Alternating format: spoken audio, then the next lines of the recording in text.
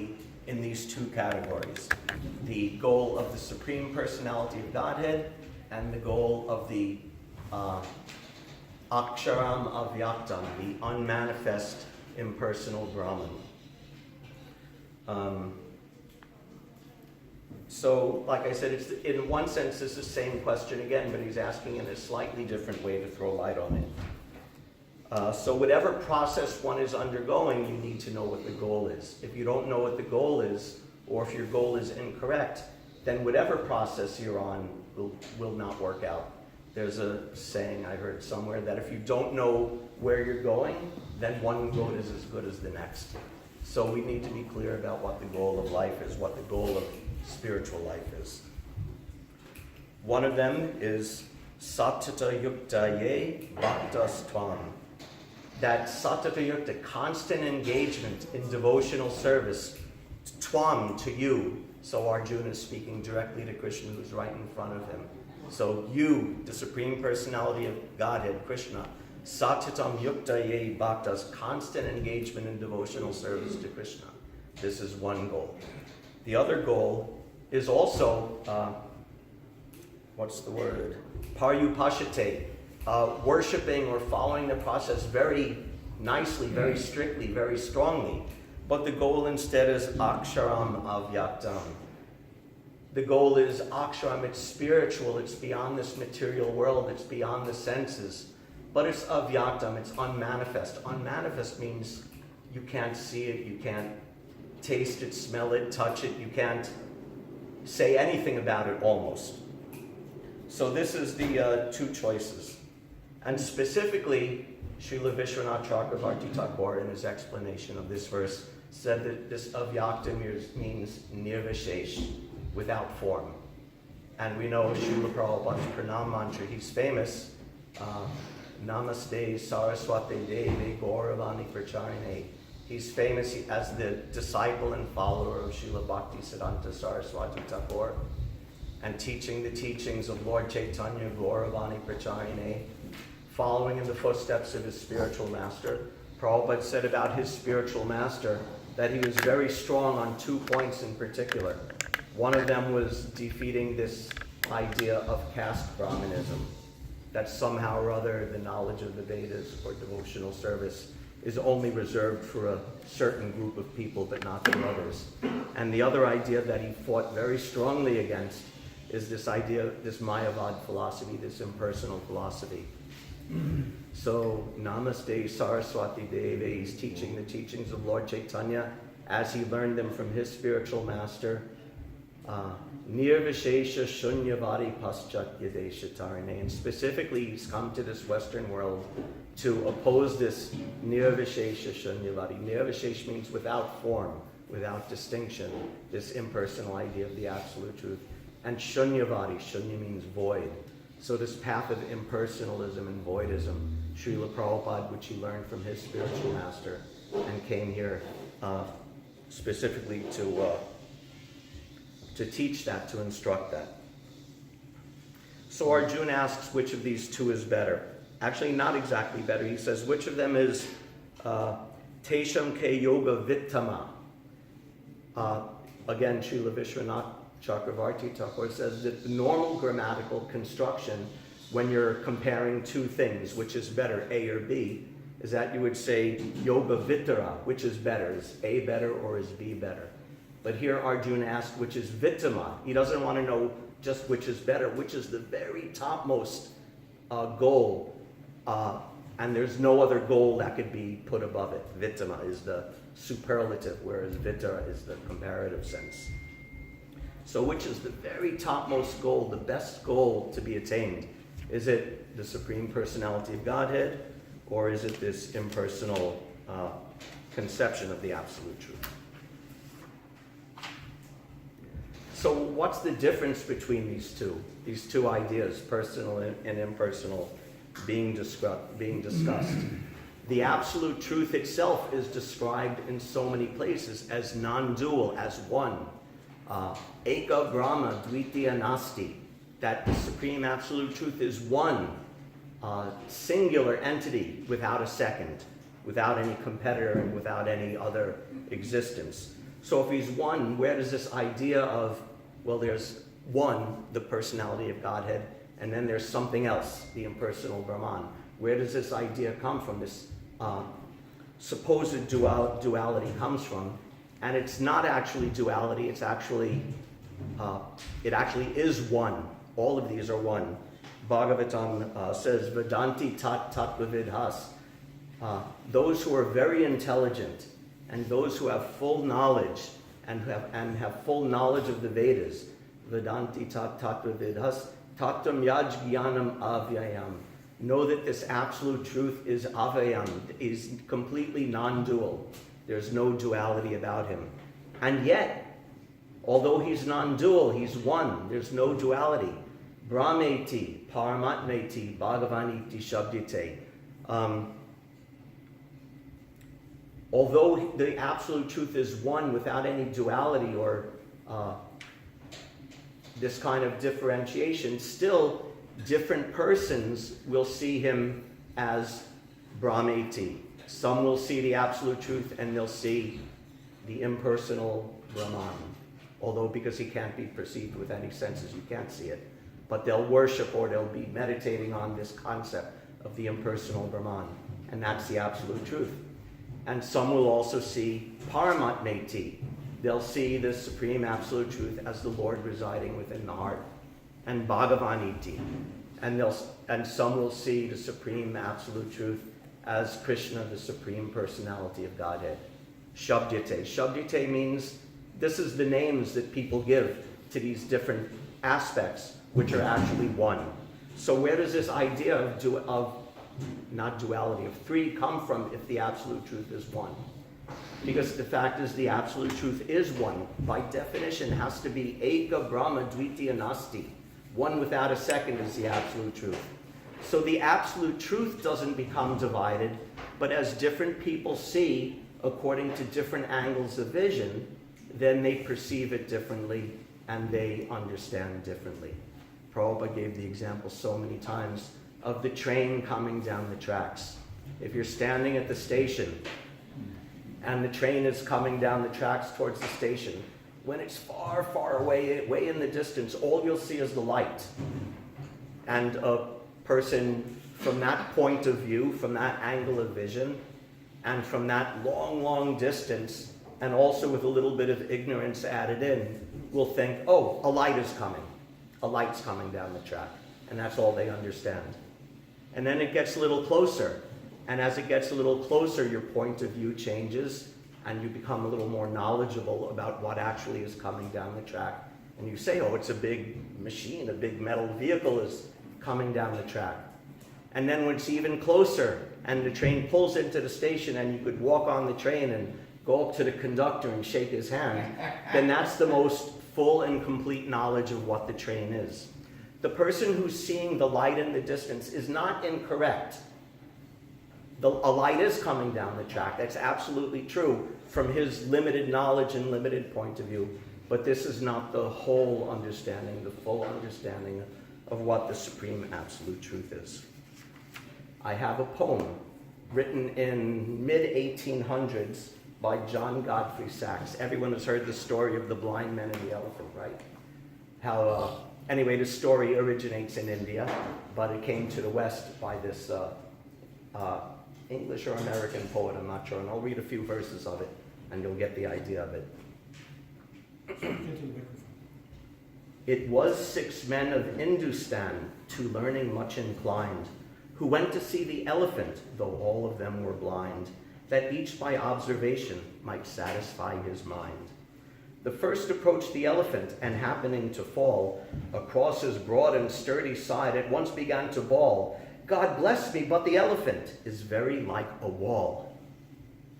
The second, feeling of the tusk, cried, Ho, what have we here? So very round and smooth and sharp, to me 'tis mighty clear, this wonder of an elephant is very like a spear. The third approached the animal, and happening to take the squirming trunk within his hands, thus boldly up and spake, I see, quoth he, the elephant is very like a snake. The fourth reached out his eager hand and felt about the knee. What most this wondrous beast is like is mighty plain, quoth he. 'Tis clear enough the elephant is very like a tree. The fifth who chanced to touch the ear said, even the blindest man can tell what this resembles most. Deny the fact, who can? This marvel of an elephant is very like a fan. The sixth no sooner had begun about the beast to grope, than seizing on the swinging tail that fell within his scope, I see, quoth he, the elephant is very like a rope. And so these men of Hindustan disputed loud and long, each in his own opinion, exceeding stiff and strong, though each was partly in the right and all were in the wrong. So this is the idea, that the blind men approaching the elephant, and one blind man touches the tail and says, oh, the elephant's like a rope. That's not exactly incorrect.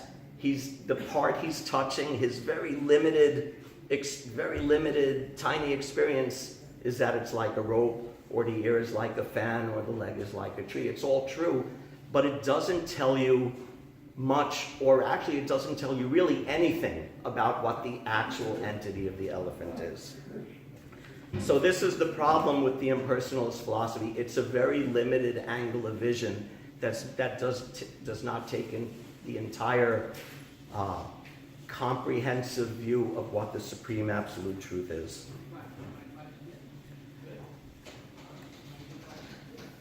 So therefore, impersonalists talking about the absolute truth, they're limited to making very vague and non-specific claims and descriptions.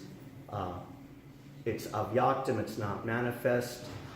Well, you can't talk about what it looks like, you can't talk about what it feels like, or what it smells like, or feels like, or any of that.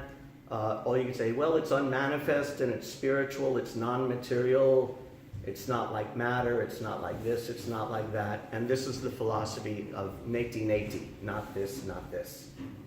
This is called, in philosophy, this is called apophatic philosophy or apophatic theology, that you try to describe something in a negative way by describing what it is not. And when you have such limited knowledge of the absolute truth, that's all you're left with.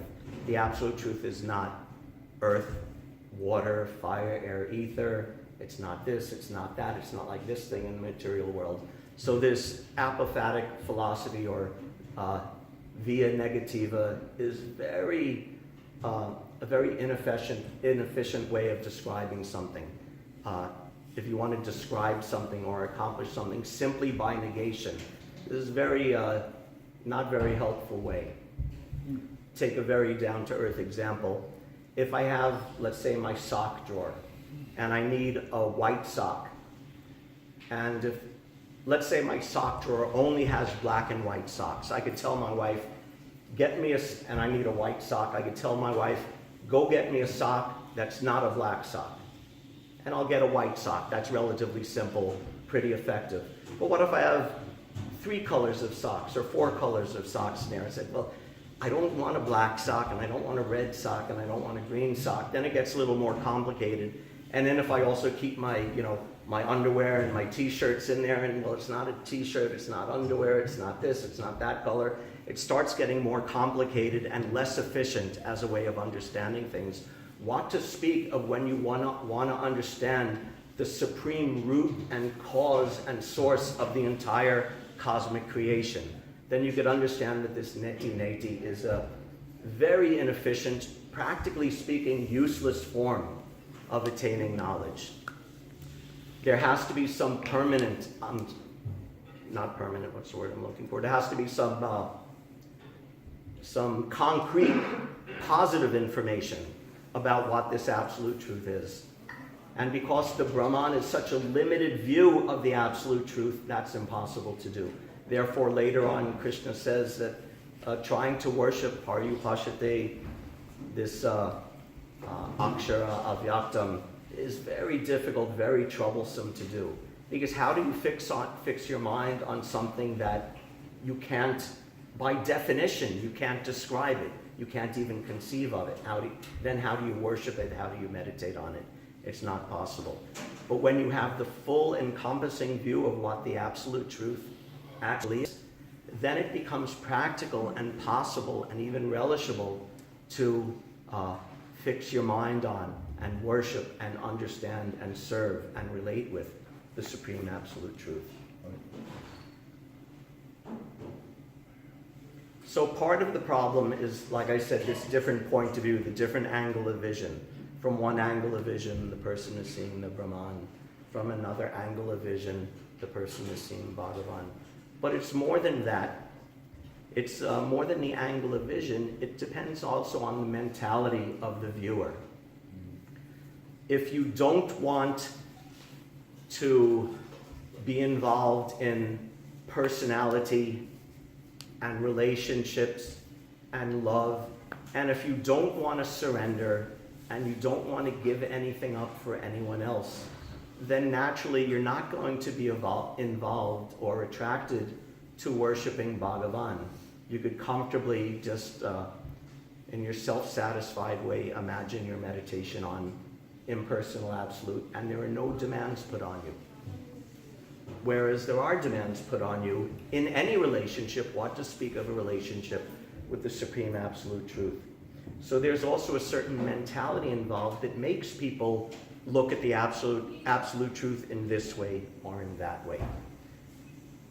We want to not put preconditions on the absolute truth, that I'll only worship the absolute truth in the way that is comfortable for me or attractive to me or easy for me, but we need to be objective and understand what the absolute truth is in its fullest aspect. So all these things are true about the absolute truth, just like true about the elephant, that is like a rope, kind of like a rope, and yeah, it's kind of like a snake, and kind of like a tree, and kind of like a wall. But the absolute truth, by definition, cannot be lacking in anything. Impersonalists are fond of stressing the oneness of the absolute truth, but for the absolute truth to actually be one, to actually have full oneness and completeness, there can be nothing lacking in that absolute truth. So to deny the absolute truth, personhood, feelings, emotions, a body, a shape, a form, all of these things, this is illogical. The mentality is that a person who's stuck in this material world, and they see, undoubtedly true, that relationships and persons and all these things cause a lot of trouble for everyone. So they may think, oh, this material world is full of trouble due to persons and relationships, so therefore the absolute truth must not have those, therefore negate them. Again, this is the neti philosophy, not this, not this. But this is illogical. The correct conclusion is not to negate personality or to negate emotion or to negate relationship, but the point is to find the perfect manifestation of those things. And that's found in Krishna, the Supreme Absolute Truth.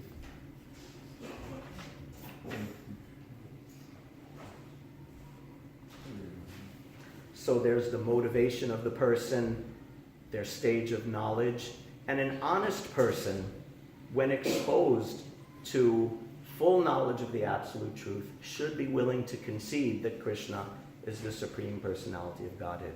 And there are many, many examples of this in history. Shukadeva Goswami, from his very birth, he was completely realized in impersonal realization.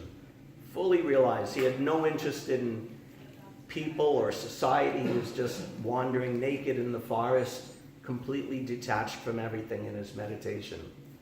But when, I think I've told this story before, how just after he was born, Shukadeva, he immediately left home and was wandering in the forest.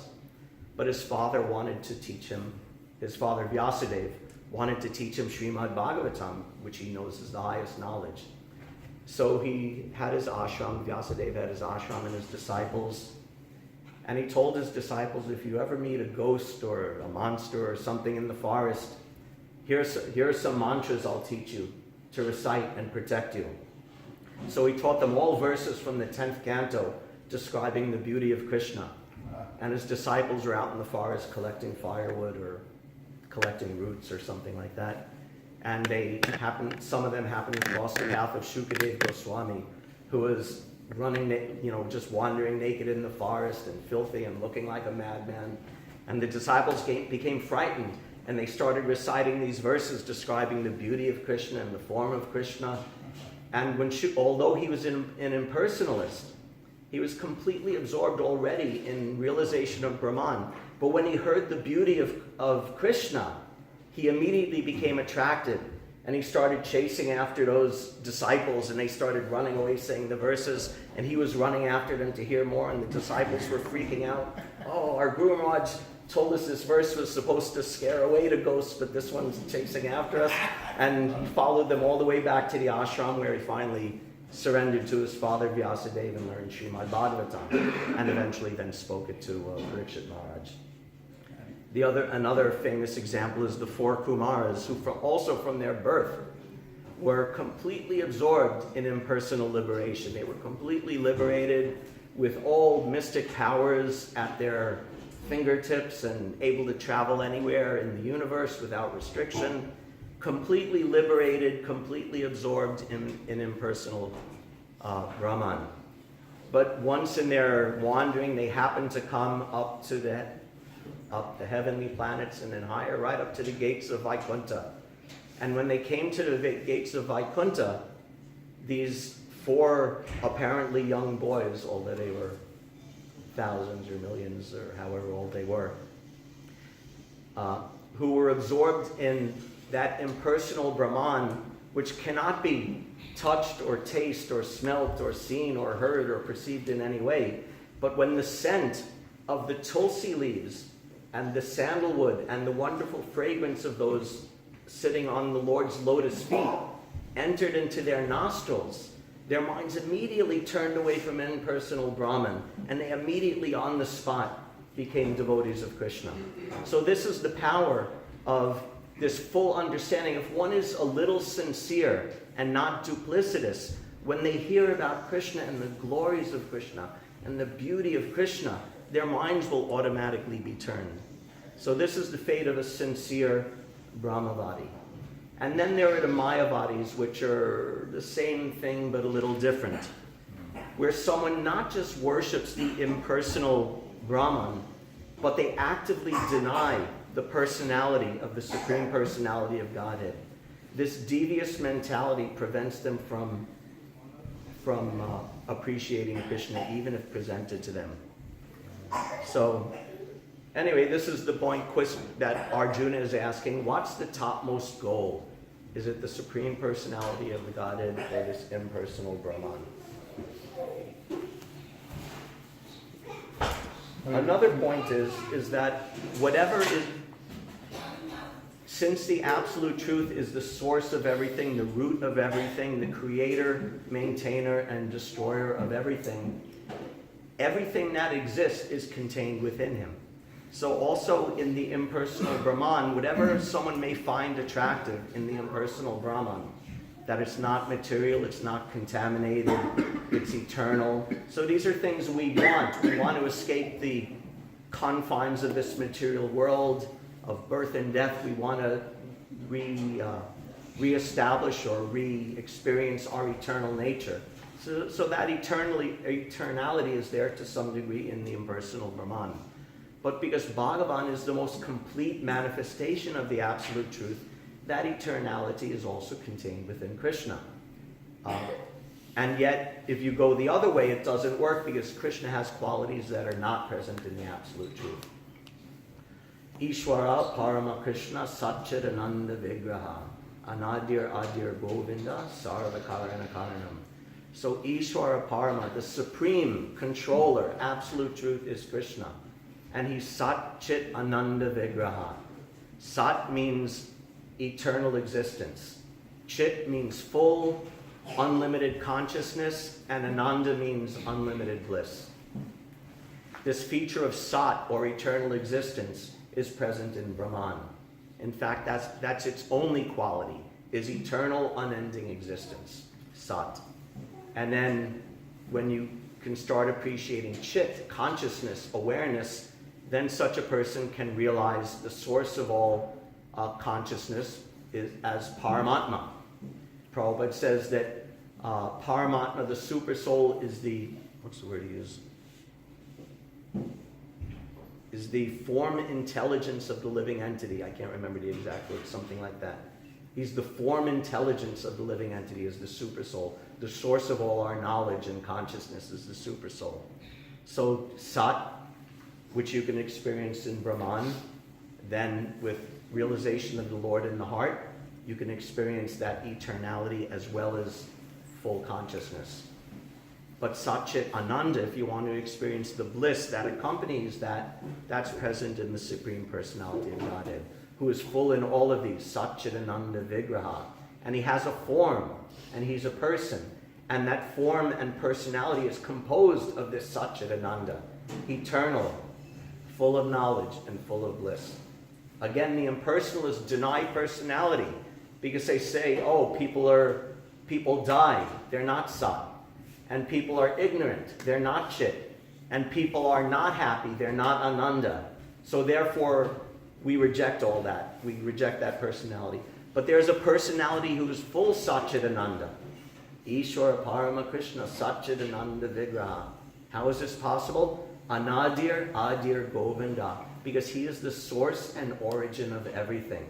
And he's the source of everything, and he has no source himself. Therefore, everything in existence culminates in him and is full in completion in him. All Satchit Ananda. So, a reasonable person, an intelligent person, will want to come to the same conclusion that Arjuna did, and the same conclusion that Krishna did, that we need to worship the Supreme Personality of Godhead. And someone who clings to the other idea that they want to worship the impersonal Brahman, their future is not very fixed. Bhagavatam says, Yenye Ravindaksha Vimuktamanina Twayasta Bhava Avishudha Budaya. Those who don't worship Krishna, who is Aravindaksha, who has beautiful eyes like the petals of a blooming lotus, Yenye Ravindaksha Vimuktamanina, they're thinking themselves within their mind, they're thinking themselves to be liberated. Vimuktamanina Twayasta Bhavad Avishuddha Budaya. But actually their consciousness is contaminated. Avishuddha Budaya, they have contaminated consciousness. And because they have that contaminated consciousness, even though they're performing austerities and doing meditation and this and that, and thinking themselves within their head to be liberated, Aruya Kritrena Param Padam Chata Patantido Najata Yusmarangaya. They fall down from their position of imagined superiority. Why do they fall down? Specifically because they neglect the lotus feet of Krishna. Because they don't even admit to the existence of Krishna's lotus feet. So because they neglect that, they're doomed to fall down. Because the only concrete, unimpeachable, unfall-downable position is when you're firmly situated in the full, complete understanding, unlimited understanding of the absolute truth. And if you limit that understanding to impersonal Brahman, then your position, your spiritual position, is also limited. So this is the importance of understanding this. Prabhupada taught this from the very beginning. He always stressed very much about defeating the Mayavadis. In the very early days of ISKCON, one disciple said to him, maybe he was even still Swamiji at that time, I'm not sure, Swamiji, why are you always preaching against the Mayavadis? Shouldn't you instead be preaching against atheists? Why does Mayavadis preach against the atheists instead? And Prabhupada said, you say that because you are a Mayavadi. So it's very, very strong and very important. And like I said, Srila Prabhupada, he learned this from his Guru Maharaj, Srila Bhaktisiddhanta.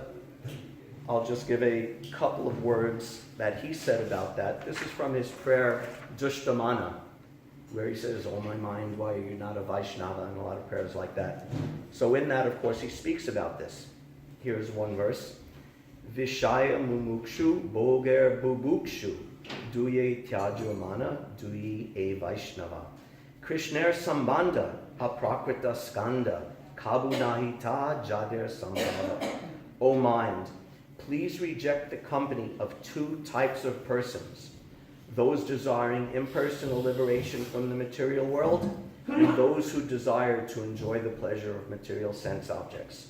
Both of these are equally non-devotees. The things that are used in relation to Lord Krishna are objects belonging directly to the transcendental realm, and thus have nothing to do with matter. They cannot be either owned or forsaken by persons interested in mundane enjoyment or renunciation. So he's saying the materialists and the impersonalists are just as bad as each other here, equally non-devotees. You may think, oh, this person, he's an impersonalist. Oh, but he's a spiritualist.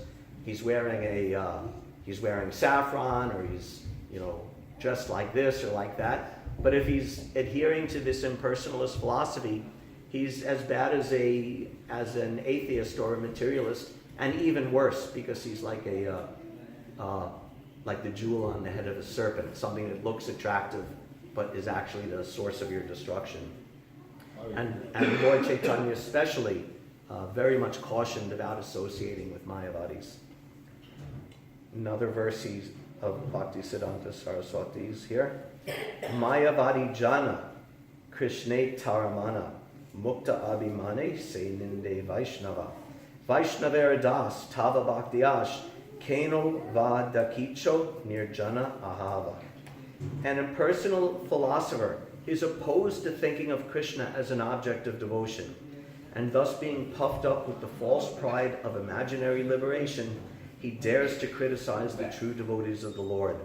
O mind, you are the servant of the Vaishnavas, and you should always hope for attaining devotion. Why then do you make such a loud commotion by calling to me and trying to prove the supposed supremacy of your practice of solitary worship?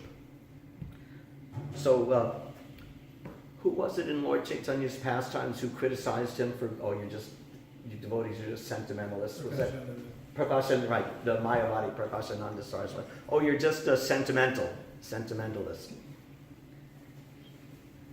So this criticism, so when one holds this impersonal philosophy, one will almost invariably, first of all, he'll criticize the devotees of the Lord. Oh, you're just impersonalists, you don't know anything. Or directly criticize Krishna himself, which is intolerable for a devotee to hear. Prabhupada said, just like if you say to someone, oh, you're deaf, you're blind, you have no hands, you have no senses, you have no brain, you have no feelings, you're criticizing like that. This is the inadvertent offense of the impersonalists, that they're saying about the Supreme Personality of Godhead. He has no senses, he's blind, he's deaf, he's dumb, he's lame, all of these things. This is the inadvertent offense. So first of all, if you're offending Krishna, how do you expect to make advancement in spiritual life? And second of all, as devotees, we cannot bear to hear this, to hear our Lord criticized. So this is the part of the Bhaktisiddhanta Saraswati Thakur and Srila Prabhupada and our ISKCON movement. To understand this, there are no Mayavadis here, but we should understand this philosophy. Everywhere we go, either blatantly or in different hidden ways, this impersonalism and voidism permeates much of society. So we need to be aware of this, and we need to know how to avoid it for ourselves and preach to others to help them overcome it. Thank you very much. Hare Krishna.